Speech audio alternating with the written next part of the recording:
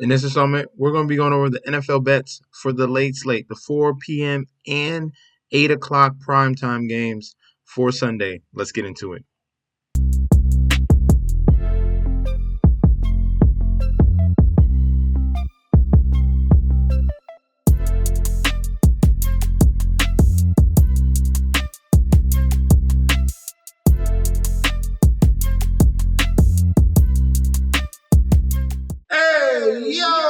Welcome back to the channel. It's your boy Chef D, and I'm here to give you the winning ingredients for our NFL bet slate, the late slate, 4 p.m. and 8 o'clock primetime games for Sunday. But before we deep dive into that, don't forget to like, comment, and subscribe to the channel. Make sure you follow me on Instagram and Twitter at MetsNetShetsD. Don't forget about that TikTok at Chef_D91. And don't forget about that Patreon. Right now, we're at the homepage of the YouTube channel, currently at 8.42 thousand subscribers. This is the road to 10K, and we are well on our way because you guys are showing up each and every single day. All right, so if you're already subscribed, continue to like and comment. That helps the YouTube algorithm so we can grow to a much broader audience. All right, now for the Patreon, guys, you want to sign up right now, get connected for this week 3 in NFL. We smashed it in week 2. Here are some of the winnings from week 2 that we saw last week. We had the Chicago Bears +7 against the Houston Texans. I took that plus 6.5. We had anytime touchdown, Nico Collins. We had first touchdown score, Nico Collins, plus 950. This was the main parlay I gave out. Seahawks, Jets, Steelers last week in week 2.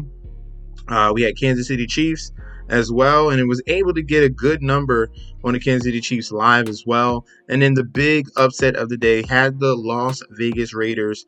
Put the 100% profit boost on there, plus 680. All right, that came through as well. So we had a phenomenal week 2. We're going to roll things over to week 3. So sign up right now. That Patreon link is provided down below. You're getting daily bets, future bets, and access to that group chat that goes off 24/7. All right, continue to like and comment so we can boost this channel up. We've switched over from MLB to NFL, so it's critical that you guys support. I'm so excited to announce I have partnered with BetStamp and Sign Up Expert to provide you guys with an easier way to sign up with any sportsbook in your area. If you go to the link in the description down below, you will be directed to this page you see here. It automatically displays all available sportsbooks in your area plus their current promotions. For example, you can take the plays given in this video and apply it to any other sportsbooks you don't currently have and reap the rewards. Now let's get into the slate. At 4 p.m., we have the Las Vegas Raiders 1-1 going up against the Carolina Panthers 0-2. Looking at the current odds here for this AFC versus NFC matchup, Raiders at home minus 275 on the money line with the comeback of the Panthers at a plus 220. Point spread at 6. And the total points set at 40. All right, public bet percentage here, 96% of the bets, 93% of the money, all over the Raiders in this one. For the point spread, 75% of the bets, 69% of the money, all over the Raiders to cover the 6 points. And for the total, 73% of the bets, 69% of the money towards the over of 40. All right, for the injury report between these two teams. All right.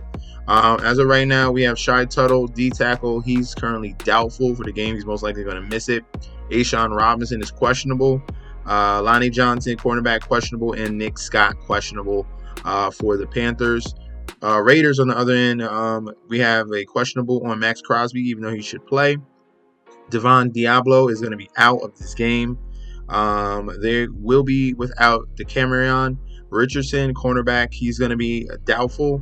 And Tyree Wilson missed last week against the Ravens. Should be able to play in this one here. And Christian Wilkins is currently questionable. He should be able to play in this game against the Panthers as well. So the benefit the Raiders had last week was the fact that the offensive line of the Baltimore Ravens was severely hampered. They still have not replaced 3 starters, and that was a perfect position for Christian Wilkins and Max Crosby to take over, and that's where they dominated, and that's how they got that win last week in Baltimore. All right, situation here, they have given up on Bryce Young. So the Panthers are moving on to Andy Dalton, someone that they can at least believe in that can orchestrate this offense. Canales cannot evaluate the current product on the field with Bryce Young dealing with some head issues. I don't know what's going on with him. Lack of confidence, losing his girlfriend. I don't know what it is. But he is not the quarterback we'll be seeing out of Alabama. And what Canales has put on and installed to this Carolina Panthers offense, they have not been able to do anything. He hasn't been able to throw 100 yards passing. All right, so it's been very, very embarrassing. Andy Dalton is a professional here that can at least get the first read done and get the ball to the newly acquired Deontay Johnson, at least. All right, so this is going to be a spark here for the Panthers in this position, and a spot where we can definitely look at both teams will be very successful is the run game. All right, Carolina Panthers, league worst. Well, about second to last league worst here. 31st overall, 23rd in the red zone. They're giving up 166 yards a game and 4.9 yards a carry, 1.5 touchdowns a game. All right, then you're looking at the Raiders. They have a very good secondary and a good front seven. But stopping the run is a little bit of a question mark. Not a little bit. It is a question mark.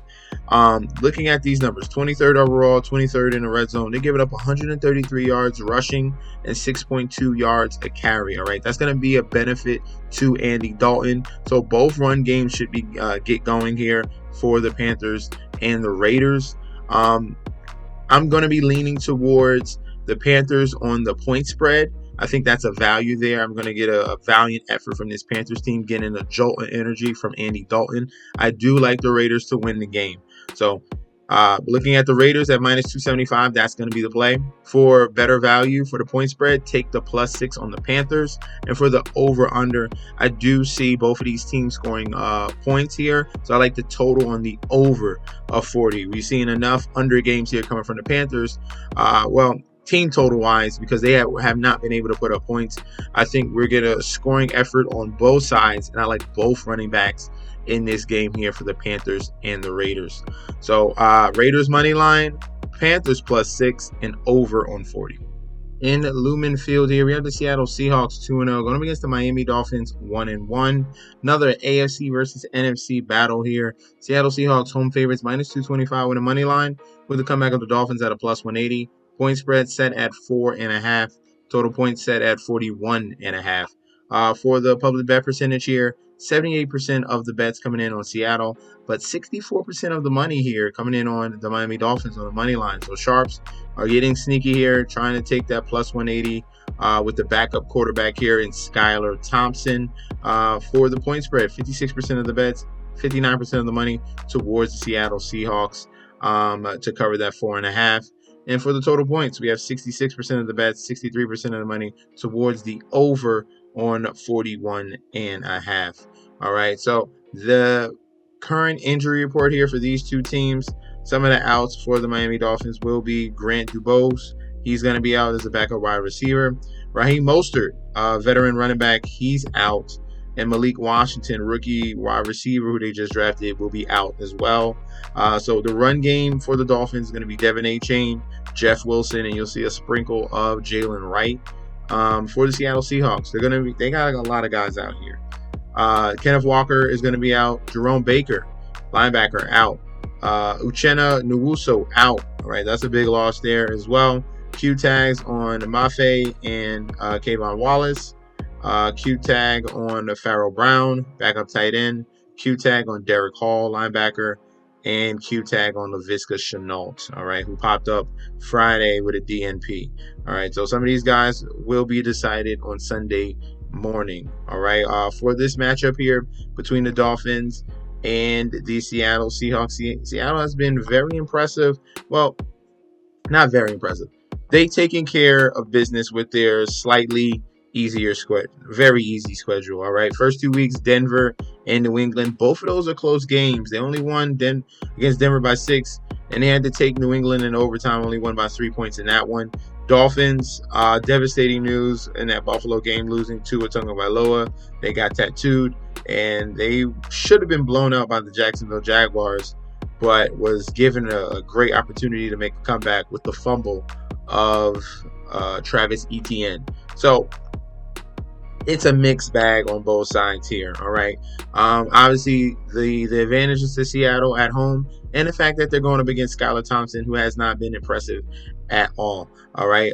He does have very, very good weapons here that he's gonna have to. They're gonna hopefully they can scheme up some easy pass plays here to get the ball in the hands of Tyreek Hill and Jalen Waddle and Devin Achane. The weakness of the Seattle Seahawks, pretty much the weakness of both teams here. If we're looking at fantasy points allowed, 2 running backs. The Miami Dolphins are right behind the Panthers, 29th in the league, 29th in the red zone, giving up 111 yards rushing, 5 yards a carry, and almost 2 touchdowns a game. And then if we scroll down a little bit further here, Seattle Seahawks, they've been very good against pass and against opposing quarterbacks.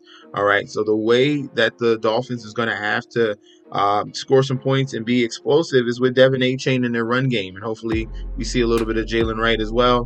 Seahawks have given up 121 yards rushing, 4.6 yards a carry, but not just under a touchdown, 0.5 TDs per game. All right, so they're definitely allowing teams to move the ball, bend don't break type defense, and in the red zone they're clamping down. That's what we've seen from Seattle. Seattle's defense and secondary has been very, very impressive this year. I think it's just too much for Skylar Thompson to handle in this particular position. I'm going to be going with the Seattle Seahawks with DK Metcalf and JSN in that passing game to attack the Dolphins here. Zach Charbonnet is a great fill-in for Kenneth Walker, just to be serviceable. All right, he's nothing special. He gets what's there, and he's good in the pass game. That's the benefit to having Zach Charbonnet. So give me the Seahawks on the money line at -225. I do think they do cover this spread at 4. I can see the Seahawks winning by 7 in this one at home. So Seahawks money line, Seahawks cover, and I like the over on the 41.5 points in this game as well. In AT&T Stadium here, Dallas Cowboys 1-1 going against the Baltimore Ravens 0-2. Looking at the current odds for this game here, we have the Ravens road favorites -115 on the money line. Comeback of the Cowboys at a -105. Point spread set at 1. Total points set at 47.5. Public bet percentage here, 64% of the bets, 81% of the money. All over the Ravens. Sharps are all over the Ravens in this spot here because they are an 0-2 team. They're basically wishing a win here in this spot. Point spread, 61% of the bets, but 59% of the money, all right? So if people are really split here. So 81% of the money for the money line, but for the point spread, taking that +1, that is value for a home dog here. 59% of the money coming in on the Dallas +1 total points, 59% of the bets, 70% of the money coming in on the over 47.5.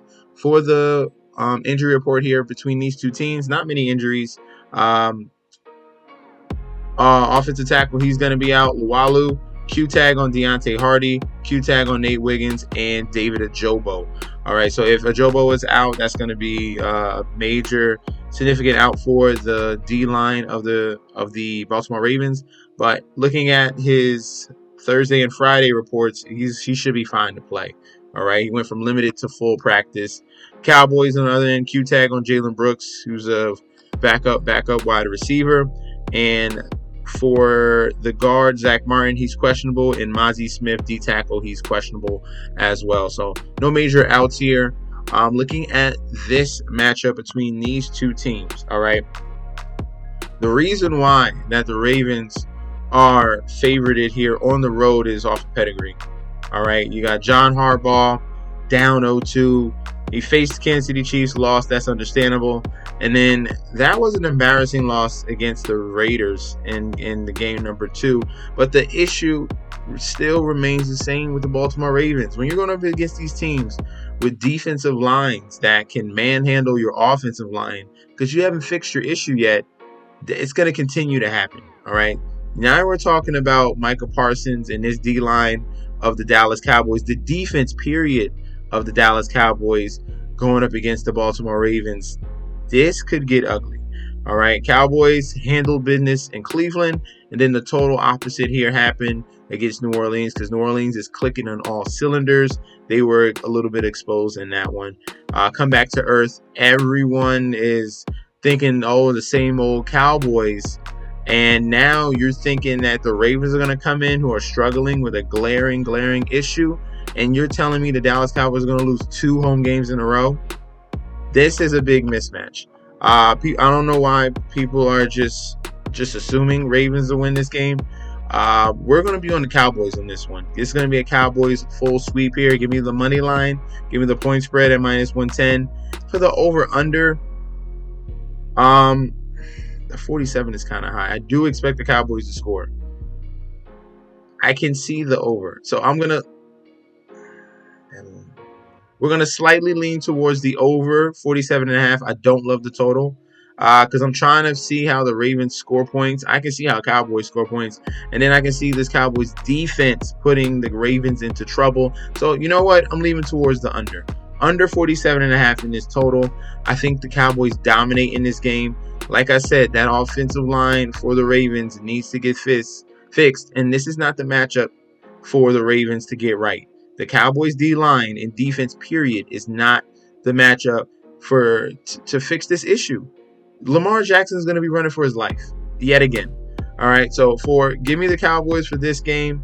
We're going to fade the public point spread and give me the under on the 47.5 points. I see the Ravens struggling to score. They're going to need to really rely on the run game and Derrick Henry heavily. All right, they can't have Lamar Jackson in there sitting in the pocket. He's going to get killed. All right. Next up, we have an NFC West battle here. Los Angeles Rams 0-2 going against the San Francisco 49ers 1-1. Looking at the current odds for this one, 49ers -300 on the road with the comeback of the Rams at a +240. Point spread set at 6.5. Total points set at 43.5. For the public bet percentage here, 92% of the bets, 72% of the money on the San Francisco 49ers pretty heavily. For the point spread, 73% of the bets, 55% of the money towards the 49ers to cover the spread. And for the total points, 61% of the bets, 62% of the money coming in on the side of the under 43.5 on the total.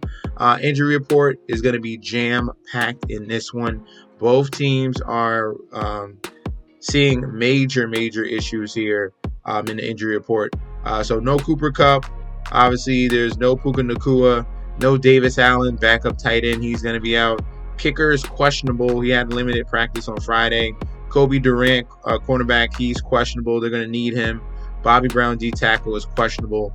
49ers, they're out of a lot of guys here. Obviously, no Christian McCaffrey. No Deebo Samuel. We have a doubtful on George Kittle. So you're missing 3 major parts of this offense here in CMC, Deebo Samuel, and George Kittle. Really, that's going to hamper Brock Purdy here. This is a system quarterback, and when you take away the type of talent, you strip it away from him, you're going to expose the true quarterback, all right? So they're going to try to hide him as much as they can with Jordan Mason, and hopefully they can scheme up some Brandon Ayuk because he's going to have to be the number 1 in this week. But it's going to be him and Jawan Jennings.